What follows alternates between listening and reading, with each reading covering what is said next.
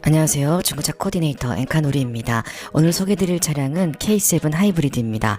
2013년부터 2016년까지 출시된 하이브리드는 현대기아의 1세대 하이브리드 엔진이긴 하지만 2.4L급 가솔린 엔진을 가지고 있고 충분한 출력을 가지고 있어서 이후 그랜저 IG 모델까지도 연속적으로 출시가 됐던 파워트레인입니다. K7 하이브리드의 가장 큰 장점은 디자인이 내연기관 모델과 다르지 않다는 겁니다. 최근 출시 중인 하이브리드 차량 같은 경우는 내연기관과 하이브리드의 디자인 구별을 하지 않고 있는데요. 이번에 소개해드리는 2013년식부터 16년식까지 K7 하이브리드 또한 휠 정도만 바꾸게 되더라도 하이브리드의 모습보다는 내연기관 형태를 그대로 유지할 수 있습니다.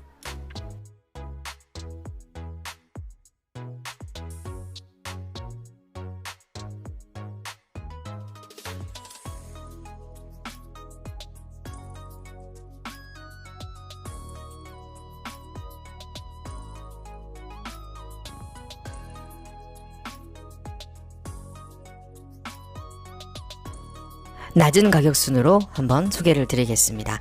K7 하이브리드 같은 경우는 10년 그리고 최대 16만 킬로미터까지 보증이 가능한 하이브리드 시스템을 가지고 있기 때문에 14년씩 이상, 15년씩 이상 그리고 이렇게 보이시는 것처럼 키로수가 16만 킬로를 아직 넘지 않은 차량들을 선택하시는 것이 좋을 것 같습니다. 괜찮은 매물 하나를 한번 소개해 드려 보도록 하겠습니다.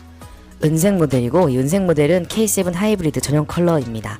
휠 같은 경우는 언제든지 상위 옵션의 휠로 교체가 가능하기 때문에 얼마든지 튜닝을 할 수 있는 그런 항목이라고 볼 수가 있겠습니다.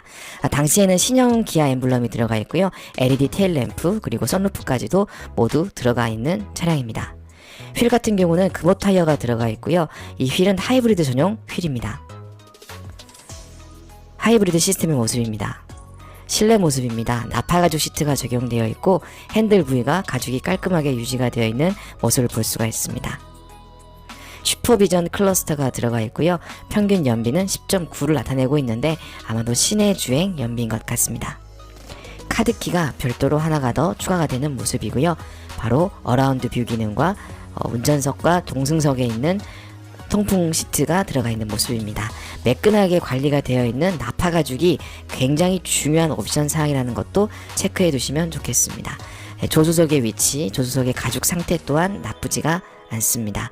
운전석의 가죽 상태도 나쁘지가 않고 특히 이렇게 민자 형태로 되어 있는 가죽 시트 같은 경우는 무게감이 많으신 분들이 탔을 때 쉽게 주름이 지는 경우가 있습니다.